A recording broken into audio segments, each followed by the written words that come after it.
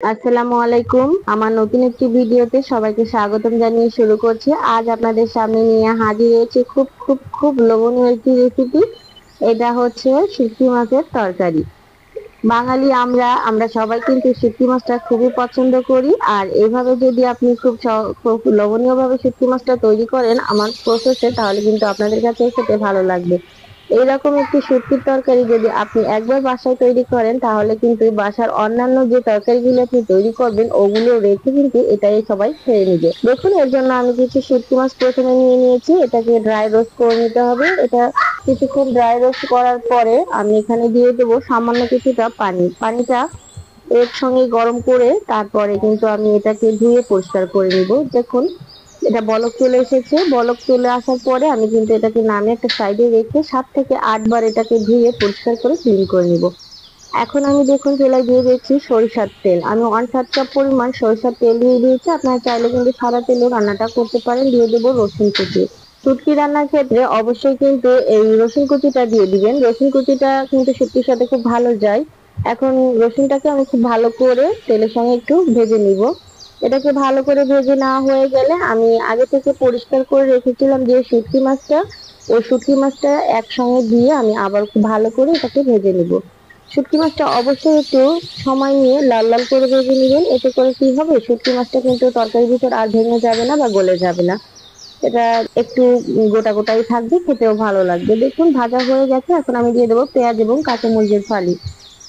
পেঁয়াজ এবং কাঁচামরিচের ফালিটাকে আমি নেড়েচেড়ে একটুখানি ভেজে নেব। একটু নরম হলেই কিন্তু এটা হবে। একদম ব্রাউন বা গোল্ডেন কালার কোনো কিছু করার দরকার নেই।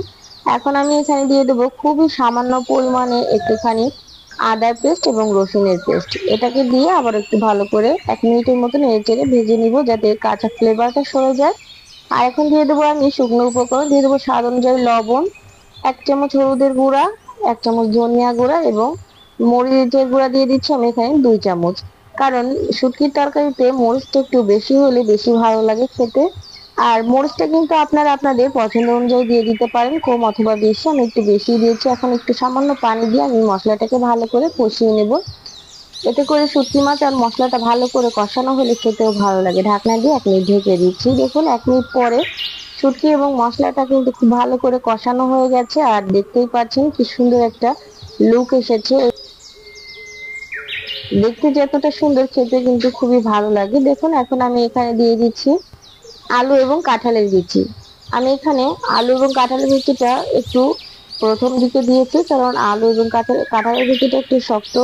এর জন্য প্রথমে আলু এবং কাঁঠালের বিচিটা আমি একটু কষিয়ে নিব।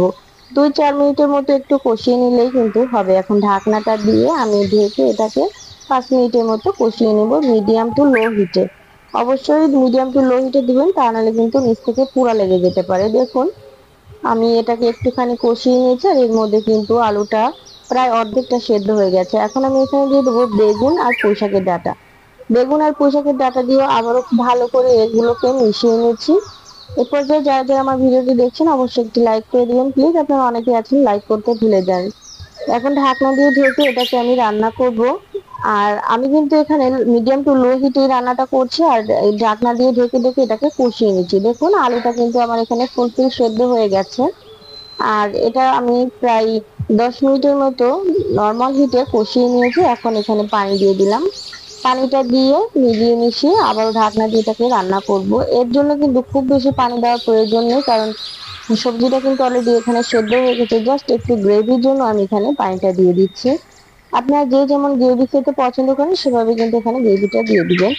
এখন ঢাকনা দিয়ে 5 মিনিট এটাকে রান্না করব।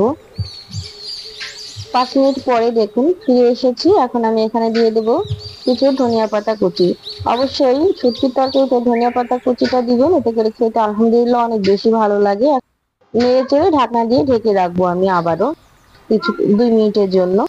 দেখুন 2 মিনিট পরে আমি কিন্তু এখানে সার্ভ করে দিয়েছি। আলহামদুলিল্লাহ তরকারিটা দেখতে এতটা লোভনীয় হয়েছে আর খেতে তো মাশাআল্লাহ অসম্ভব মজা হয়েছিল। আমার ভিডিওটি ভালো লাগলে অবশ্যই লাইক কমেন্ট শেয়ার করবেন এবং আমার চ্যানেলটি সাবস্ক্রাইব করে রাখবেন। অবশ্যই বাসায় একদিন এইভাবে তরকারি রান্না করে দেখবেন, খেতে কিন্তু খুবই ভালো লাগে। বড় থেকে ছোট সবাই খুব পছন্দ করবে। যারা আমার ভিডিওটি ইউটিউব থেকে দেখছেন অবশ্যই লাইক কমেন্ট শেয়ার করবেন এবং আমার চ্যানেলটি সাবস্ক্রাইব করে রাখবেন। যারা ফেসবুক থেকে দেখছেন অবশ্যই একটি ফলো দিয়ে রাখবেন। আসসালামু আলাইকুম।